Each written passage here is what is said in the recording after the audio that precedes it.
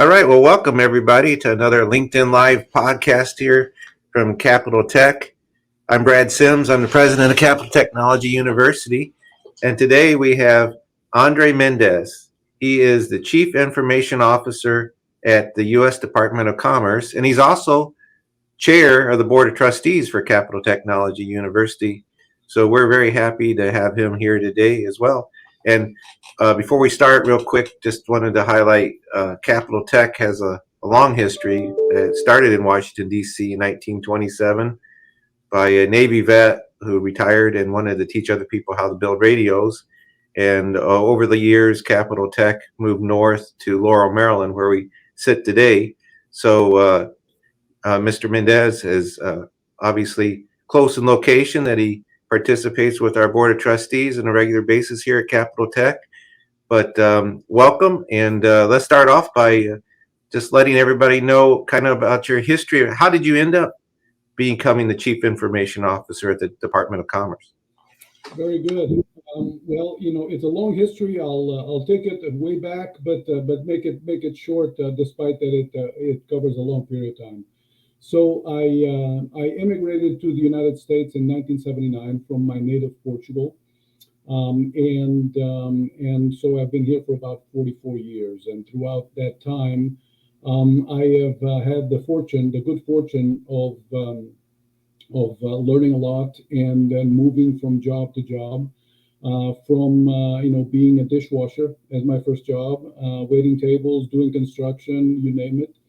But eventually getting a technical degree in computer science and getting my first job. I went through just about every job you can think of in IT, from the help desk to junior programmer to senior programmer to programmer analyst to manager of programmers, to director of information systems, and eventually to a CIO position at PBS in 1998. And it has been a complete roller coaster of great projects and constant flux of technology that has enabled me to grow in my job. Specifically with the Department of Commerce, I came via one of the bureaus, the International Trade Administration, that hired me in April of 2018 after I had finished a stint of 10 years at my first government agency. It used to be called the Broadcasting Board of Governors. Now it's called the United States Agency for Global Media, and is the agency that does all of the broadcasts, the civilian broadcasts all over the world, covering over 100 countries in 63 languages. So when I started at ITA, there was already a fairly robust effort to move to the cloud. At my previous agency, 90% in the cloud by 2014, which was leading the government. And because I felt that from the moment I got there, it was a perfect scenario for cloud deployment. And then at ITA, we became the first bureau slash agency that was 100% cloud based in 2018. I think my efforts caught the attention of the leadership at the Department of Commerce, and eventually they offered me the job at the department, leading not only ITA and the department, but all of the other bureaus that encompass some of the best known organizations in the federal government, like NOAA, from which you get the weather and the National Weather Service, the United States Patent and Trade Office, the Office of the Census, the Census Bureau, the National Institute of Standards and Technology, NIST, which basically defines standards for the entire world because everybody follows our example, and a lot of other different smaller bureaus that have a vast panoply of missions, but that are altogether basically charged with increasing commerce both within the United States and internationally. So I've been here for 3.5 years, which makes me the longest tenured CIO at the Department of Commerce, and I've just been having an absolute blast, moving all the bureaus in unison into a fast-moving world of cloud and artificial intelligence, and all of the other great things that are coming into the technology realm. Well, I mean, 3.5 years being the longest CIO there. What would be kind of like your regular duties every day that you go to work and you know you have to do on a, or is it different, or is it kind of the same thing every day? Every day, every day has the opportunity to be a surprise. It might not surprise anybody that we are under constant withering attack from organizations from all over the world from a cybersecurity standpoint. We have a very prominent role in international trade when it comes to tariffs and all of the issues associated with, for example, chips production. We are sort of, to a certain degree, the envy of a lot of regimes that are interested in getting our information and causing us harm. And so, under constant withering attack, I mean, literally millions and millions of attempts on a monthly basis.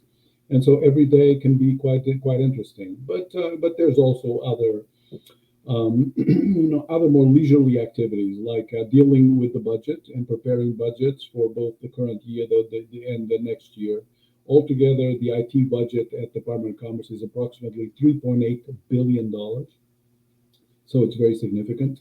And if you don't work in the federal government, you might not know, but at any point in time, we are dealing with the current fiscal year. So at this particular point in time, it should be fiscal year 24, but we're in a continuing resolution. The next fiscal year 25, for which we've already prepared and submitted a budget to Congress. And now we start the preparation for fiscal year 26. And of course, there is an enormous amount of work to be done in that in terms of figuring out which projects we need to discontinue, which projects are coming to a conclusion and are moving from development into operations and maintenance, and which projects are deserving of asking new funding from Congress in order to move forward. It is a constant churn. There's a lot of oversight and regulatory requirements, such as FISMA and FITARA. We're constantly doing portfolio evaluations of all of our applications, which number in the hundreds, to make sure that they're performing appropriately and that they're moving forward at the pace that we want them to move in. And of course, there's always the hiring and performance management of the workforce, about 14,000 people that need to be managed and assessed and encouraged and nurtured and loved. It never stops. It never stops. It's a constant churn, and we're very busy all of the time. So any of these thoughts that you might entertain that working in IT for the Department of Commerce is leisurely, please dispel them because it's not true.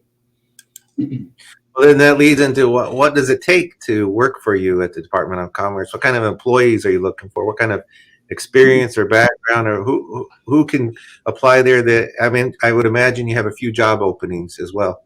Always, always. So I will tell you this: my stance on that is somewhat different than the average CIO in the government. But I will tell you why. A lot of people are and in the private sector, a lot of people are interested in acquiring and hiring people that have a lot of experience on the subject matter that they are dealing with. So if you're an engineering firm, you want IT people that have engineering experience. If you are in, let's say, pharmaceuticals, people are out there looking for people who have pharmaceutical industry experience. I absolutely do not believe in that model. I believe that what you do is you hire very smart, very ignorant about the subject matter people and iconoclasts, people who are willing to take risks, people who understand vision, people who can dream big, in terms of what the art of the possible is. And a lot of times when you hire somebody, for example, in pharmaceuticals, that has been in pharmaceuticals for 30 years, they are so in the process that they've learned over 30 years that it's very hard for them to think outside the box in terms of deploying innovation, which is constant, right? And so when you look at those people, you bring them in, yes, they hit the ground running, but then you see incremental gains. We are in an environment where incremental gains are not going to get you where you need to be. You need transformative gains. You need innovative gains. Sometimes industry-changing gains that take you from being an also-ran organization to being a leader in the industry. And so those are the kind of people that I would love to hire on a constant basis. Really smart, really ignorant, and iconoclastic. Excellent. So along with your employees, I mean, you participate as our chair of our board of trustees at Capital Technology University. What is your view of higher education degrees and the value of higher education? Well, without a shadow of a doubt, higher education opens doors for you that will otherwise remain closed. It's I actually got a degree very late in life because I started working and fortunately was very successful without a degree until I got to the point where I was competing with other CIOs for CIO positions. And it became obvious that not only did I need an undergraduate degree, but even without an MBA or a master's degree, I couldn't get anywhere. I might be the best qualified, candidate, and with the best knowledge and the best ability to move things forward. But organizations are not willing to take risks on people that do not have those degrees, right? Because they are accountable to the board of directors. And if, of course, there's always possibility you hire somebody and something goes not very well. And then if it comes out that that person that you hired does not have a degree, does not have an advanced degree, when the other candidates all did, then it becomes a problem for the board, becomes a problem for the management, and therefore they're not very willing to take that risk. Now that's not true everywhere. Companies that are more modern, that are more innovative, that are in the space that understands that innovation trumps everything, are willing to take those risks.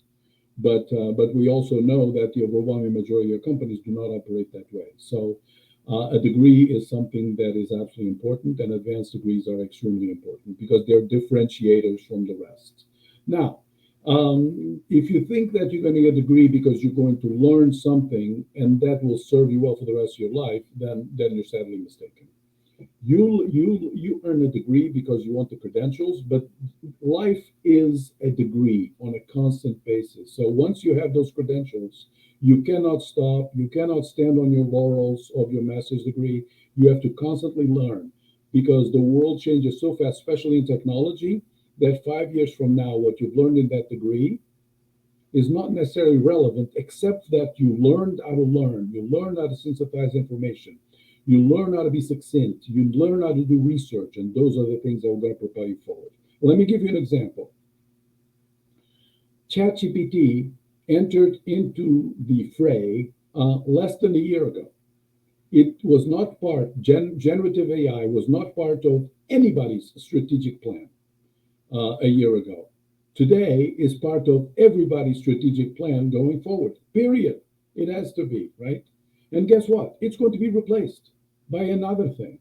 And so the agility, the ability to learn, to adapt to new circumstances, to understand the underpinnings of technology, how fast they move, and how adaptive you have to be, are absolutely essential. And college and advanced degrees prepare you for that understanding of the speed of technology and how important it is for constant learning to always be at the table.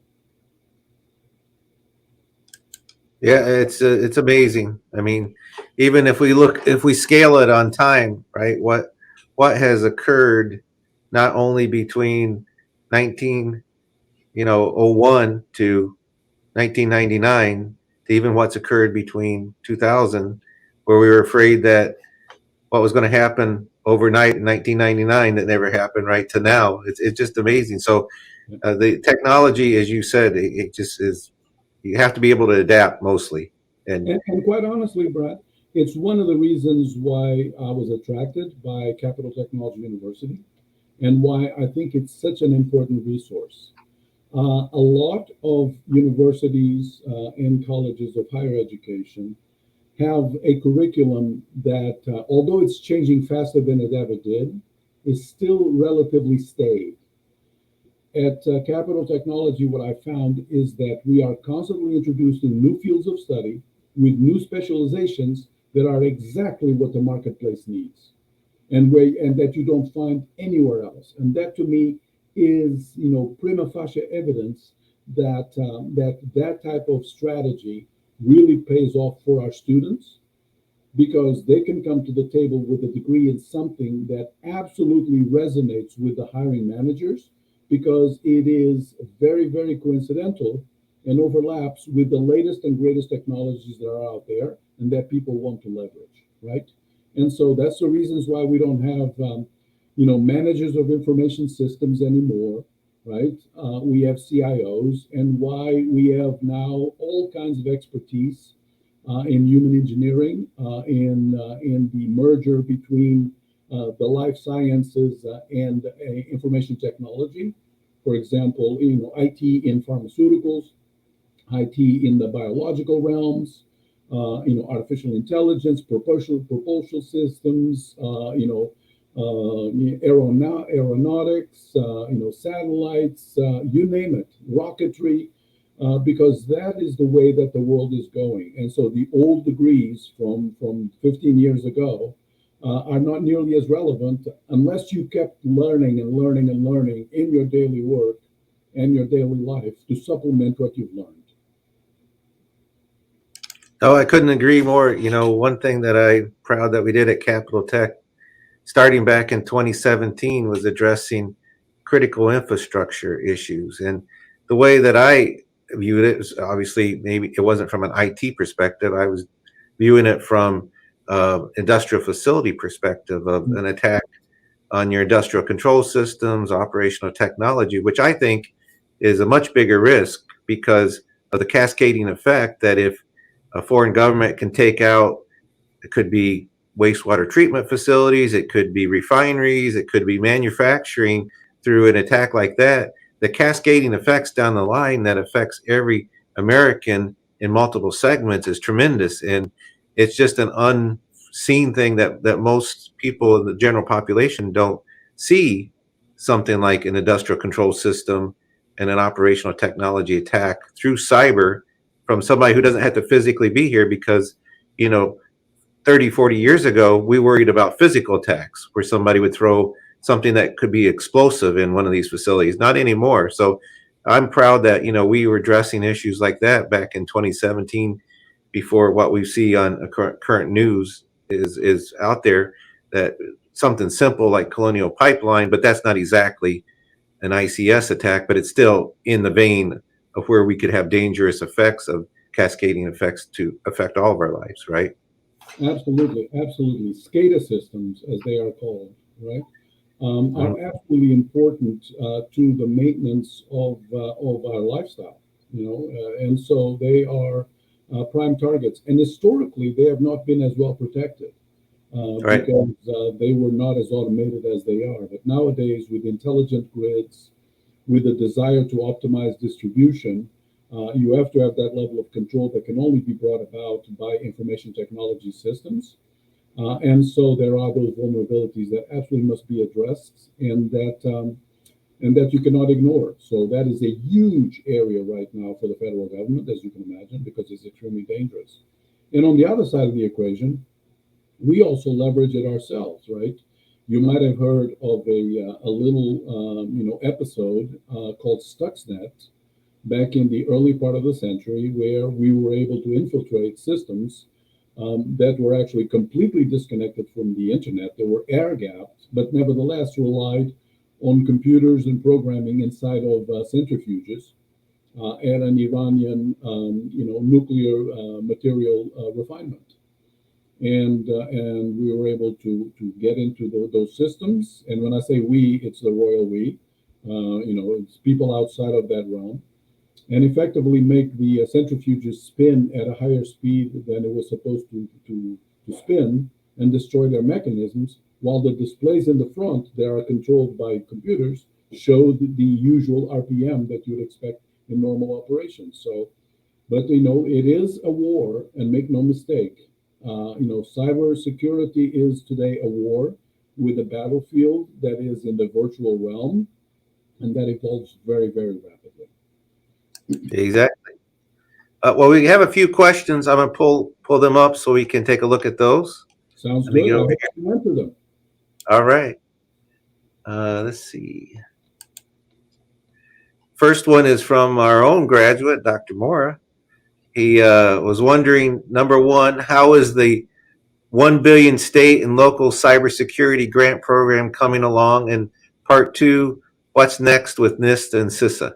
Ah, okay. Well, the grants programs are going very well. are going very well. As a matter of fact, I can tell you, first news here. We have just, at the beginning of the fiscal year, started the migration from 29 different systems at Department of Commerce into one unified system for grants management, which will be cloud-based software as a service, which will be a major, major advancement for all of the bureaus. And so far, knock on wood, it's going very well. And we expect that by the end of October, we'll be fully launched with a new environment that is much, much better. NIST is an absolutely fascinating organization because not only does it come up with all the standards for technology that are used all over the world, but it has a cadre of scientists on a variety of topics that are absolutely top notch. And so they're spending a substantial amount of time right now in artificial intelligence, in quantum computing, and also in ethics, right? Looking at all of the potential standards that need to be established so that these technologies can be used both effectively, but also securely, and also ethically. So very, very interesting. CISA, is actually part of the Department of Homeland Security, and it is an organization that is putting forth major efforts in the cybersecurity arena. I would highlight one that is very, very important. It is called a CDM, constant detection and monitoring, that actually looks at the endpoints for just about every government agency, so every computer and laptop out there, and is constantly on the prowl for signs of infection, interfacing with the EDRs, the endpoint detection and response systems, so that they have a handle on the new items that show up in the wild for exploring vulnerabilities, so that they can be contained and then targeted for disposal. Very, very interesting organization that has an enormous task in its hands, but that has performed very, very well, specifically in the areas of IT and cybersecurity. So thank you for the question. Very much appreciated. And good luck with your degree at Capital Technology. Oh, he's a graduate. He's done 2 degrees from us. Oh, fantastic, fantastic. Well, congratulations, sir or ma'am. I don't know which one it is. But congratulations, and I hope that they aid you tremendously in your career, and that they continue to bear fruits for you as you continue to learn and grow. Yes. Let's see. Next question we have is from Shane Black. What are the biggest cyber initiatives for the Department of Commerce in FY24? So, without a shadow of a doubt, our whole of commerce strategy for migrating to a zero trust architecture. We are quite unique in that in the federal sector because we have decided to take a whole of commerce approach where we brought in all the best and brightest in the cybersecurity arena at the entire set of bureaus into a working group, our ZTA working group, and then separate working groups for different areas of ZTA. And together they came up with an architecture that we are now pursuing, purchasing and deploying. We've already selected three of the components. I can tell you about two because it's already public knowledge. We selected Sentinel-1 for EDR. And by the way, this does not constitute an endorsement. I'm just telling you what we did, right? I can't endorse products. But we selected Sentinel-1, and that's being deployed throughout the bureaus and all of our endpoints. We've selected Okta for our ICAM strategy for identity and access control, and that's also going through its deployment. And we now selected a SASE provider for controlling the edge that I am very excited about. I can't tell you yet because it has not been announced, but it's going to revolutionize the way we do business, with our employees all over the world. And dramatically increase our cybersecurity posture, and hopefully dramatically decrease our cybersecurity exposures. So ZTA is very, very much front and center, and fiscal year 24 will be absolutely a watershed year in terms of our ability to deploy it and to continue to expand it. Thank you for your question. Appreciate it. So that's it for questions at the moment. We only have a few minutes. since we keep this lives to 30 minutes or less. But thinking about that, so we got about 5 minutes left. Is there anything that we haven't covered that you'd like to talk about, especially from Department of Commerce perspective, that the viewers would be interested in hearing about? Sure. So let's see. First and foremost, it is important that anybody in technology, whether you're a student or a practitioner, understand that technology is about the business. Technology is about people, and that leadership is about managing change, right? Just about anybody, quite honestly, can manage an environment that is static and that is operating well, right? Then it becomes an exercise in operational discipline, which is important, right? And in regulatory compliance and constant observation and reporting on the metrics of the system. Leadership is a different ballgame. Leadership is about taking the organization to the next level through innovation, and with it comes a very heavy dollop of people management, because change management is the hardest part of technological implementation. Nowadays, when you, let's say, you hire a contractor to move you to a new financial system, right? That contractor is going to have access to some of the best and brightest in that technology. They are going to have a process that has been vetted over many, many projects, and that can be brought to the table to facilitate the technical changes and the technical migration. But then you have the change management. And let me explain why that's so important, at least in my view. People that have been working with applications for a long time, 15, 20, 25 years, not unusual in any industry, and certainly not in the federal government, right? They develop an affinity for the applications they are experts in, right? Because a lot of times they provide them with the professional identity of who they are. Let's say that you are particularly, expert in a financial Oracle-based system that your organization has been deploying for the past 20 years. Well, a lot of your ego and persona is based on the fact that you know the system like the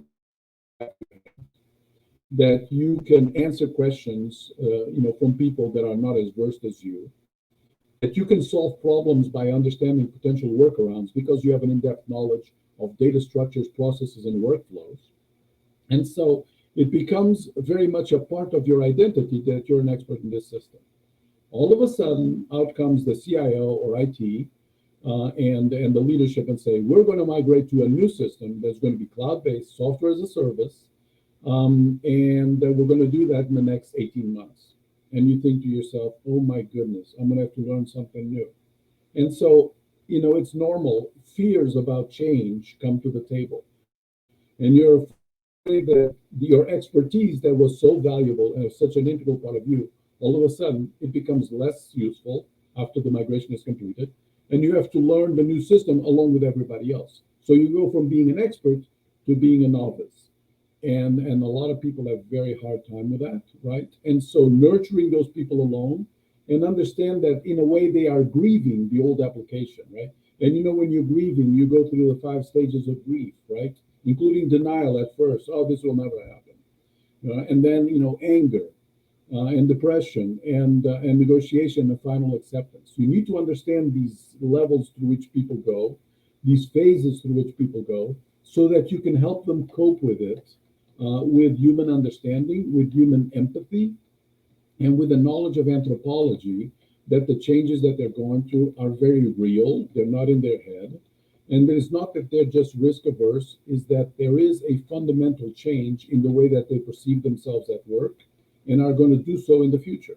And so a good leader, a good manager, a good CIO understands that and nurtures people along, and also informs the senior leadership of the organization that this is what's going to happen. And when you go through the different phases, you can identify them for the leadership and say, we are going through the anger phase right now. We are going through the negotiation phase right now.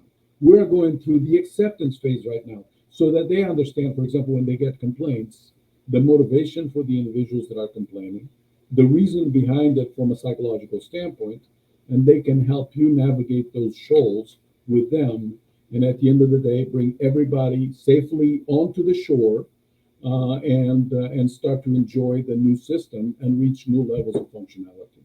Okay. And I have 5 seconds, so I'd like to thank Brad for giving me this opportunity, and I thank you all that assisted for your time.